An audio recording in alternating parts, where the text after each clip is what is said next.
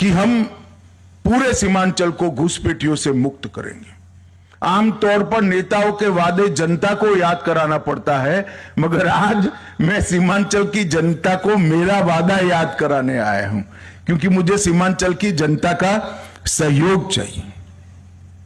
घुसपैठिया seat हमारे चुनाव को प्रभावित नहीं करते हैं। गरीबों के राशन में भी वो हिस्सा ले जाते हैं। हमारी रोजगारी में भी हमारे युवाओं की सारी संभावनाओं को क्षीण करते हैं, और इसके साथ साथ राष्ट्र की सुरक्षा के लिए भी एक घुसपैठिए बहुत बड़ा चैलेंज है। और अब समय आ गया है कि समूचे देश ने हर स्तर पर काम कर घुसपैठियों से देश को मुक्त कराने का एक अभियान हाथ में लेना पड़ेगा।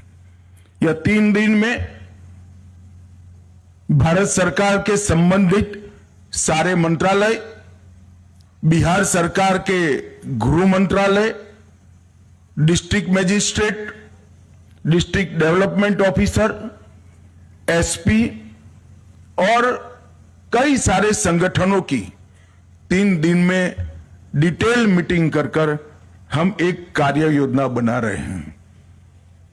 और सीमा से 10 किलोमीटर के अंदर जितने भी अवैध अतिक्रमण हैं, वो सारे के सारे अतिक्रमण सबसे पहले ये अभियान के अंदर दूर कर दिए जाएंगे। और घुसपैठिए को चिन्हित कर भारत के बाहर भेजने का कार्यक्रम भी हम यहां से शुरू करेंगे।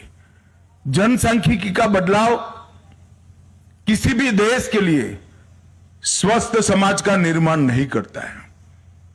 जनसांख्यिकी स्वाभाविक वृद्धि, इसका स्वागत है, मगर अतिक्रमण से, घुसपैठ से जनसांख्यिकी का बदलाव किसी भी देश की संस्कृति, इतिहास और भूगोल तीनों के लिए बहुत खतरनाक होता है, और हम इसको जानते हैं।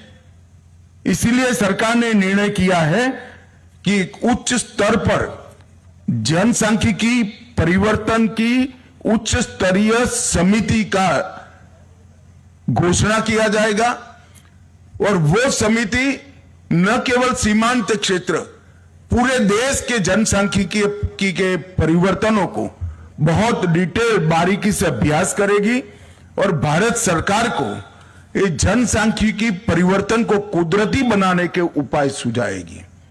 और सबसे ज्यादा प्रभावित जो क्षेत्र है जनसांख्यिकी परिवर्तन से, बंगाल, बिहार और झारखंड का क्षेत्र है।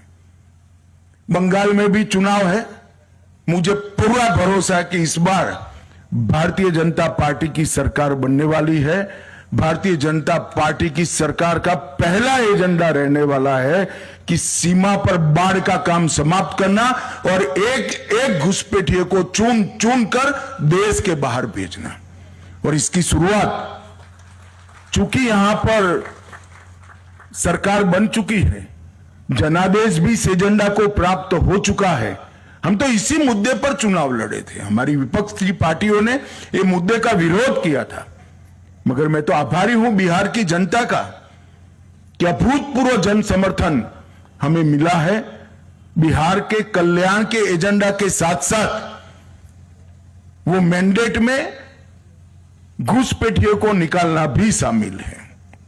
और मैं आज इस मंच से बिहार की जनता को और देश भर की जनता को ये भरोसा देकर जाता हूं कि हम दूसरी बार जनादेश के लिए आएंगे।